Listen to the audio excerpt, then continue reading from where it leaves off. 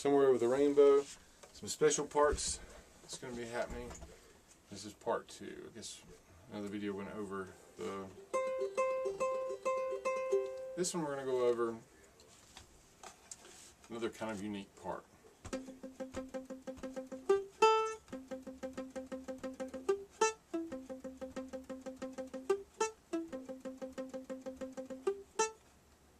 On this one, we can hit the open 6th string, or open 3rd string C string, 1 and 2 and 3 and 4 and 1 and 2 and 3, and then 4 on the open A string. So we're going to hit this G note, 3rd fret of the 2nd string on beat 3, and go up for A, open A, for beat 4. 1 and 2 and 3 and 4 and 1 and 2.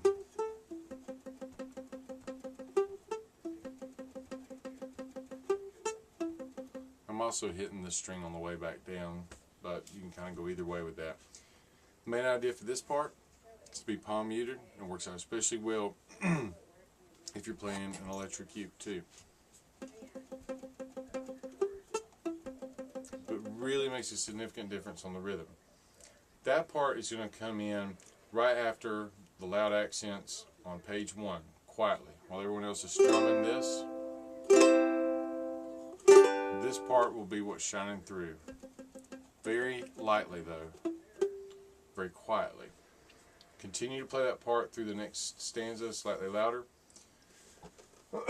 Excuse me. Then, during the rock out part, you can either go to the 8th notes, or you can do an interesting kind of quarter note part that's still palm muting. Especially if you're amplified, this can be very effective and make everything even sound that much more powerful while everybody's doing 8th notes, holding steady quarter notes. What I'm doing is doing partials of the chord using the 2 inner strings. So I'm making this behave like a C chord, which I know most of us just think of a C like this, but you could play a C like this. It's still a C chord. In this case, I'm choosing the C to have the 3rd fret of the 2nd string pressed down and just hitting open C and that G, which is really a power chord.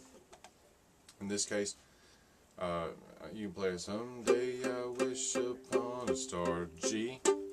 Just add that 2nd fret of the 3rd string. Far behind, A minor is just the 2 strings open to F. Just holding the 1st fret on the 2nd string, but still just playing nothing but the 3rd and 4th string.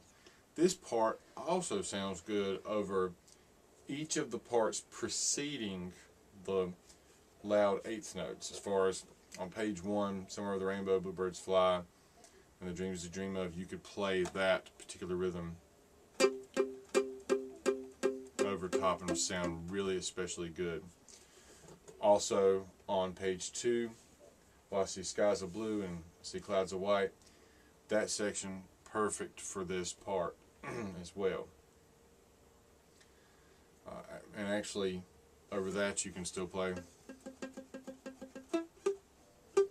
That's it.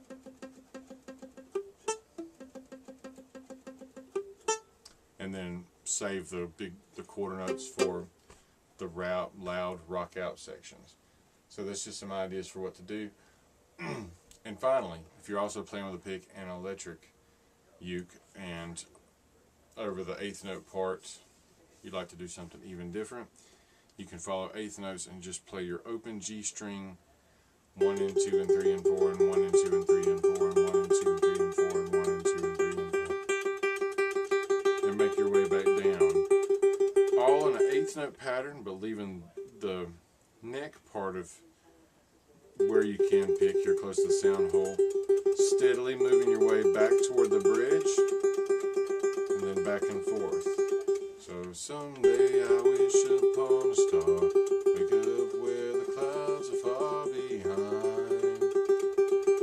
me, where trouble melts like lemon drops, high above the chimney top, that's where you'll find me. But try to let that be real steady 8th notes. I felt like I was a little off right there, but it should be easy to flow with everybody else.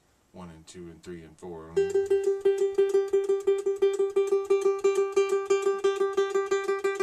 Trust me, a very effective and cool part, and you can do that over